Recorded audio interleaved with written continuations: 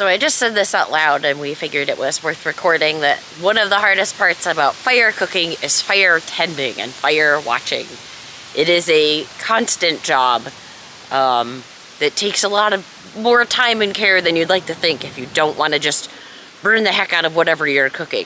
So as you can see back there, we've got our chicken and our pot going, and Ralph is tending the fire with some good little kindling that he chopped for us.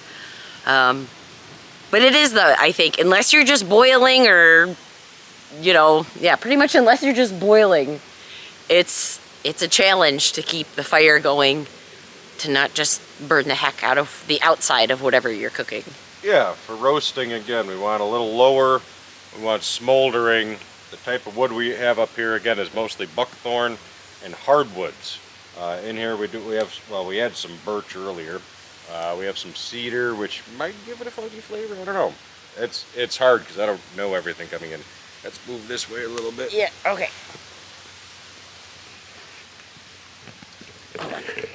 Oh, there we go. I'm in focus now. Now you're in focus. Just me.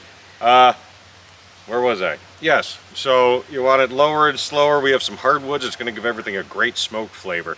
But you also, for some people that might be squeamish about roasting meat over lower coals, of course, we want to do Viking Age Scandinavian safely.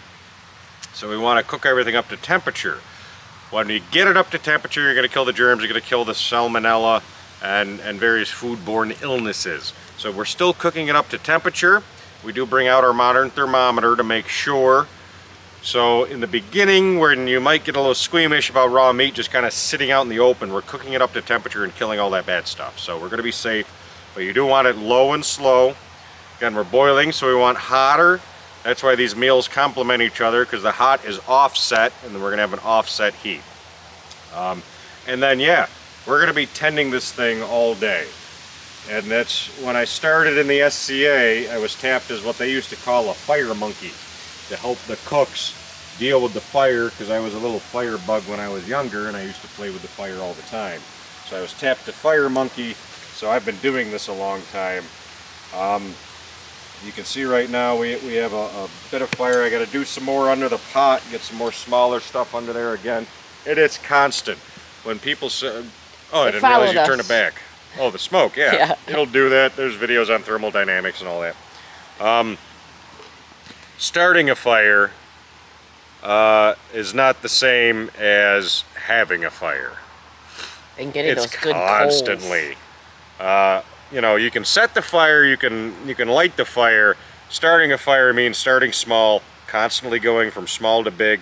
I've done it where you start with the tiniest twigs and you're doing that for a half an hour. You know, depending on how wet everything is and how fresh everything is. And you're just doing that to get some coals before you can even start going bigger. And you want to start small, grow big. It's the same thing here.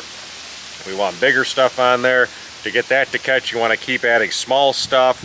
And a lot of people, they do a campfire every once in a great while. They might go to a campground or something and they don't realize you have to keep getting small stuff, and you got to keep adding little things on there, and all that little stuff's going to burn hotter and faster and help catch the bigger stuff, which burns slower. And hardwood tends to smolder and burn slower.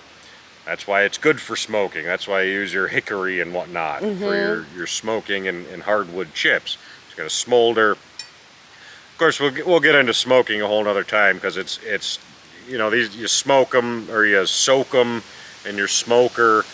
You know, traditional is you just throw a whole log in there that's going to smolder, but we'll get into that at a later date. But for now, we're just going to keep the fire going and tend it forever and ever until we're done.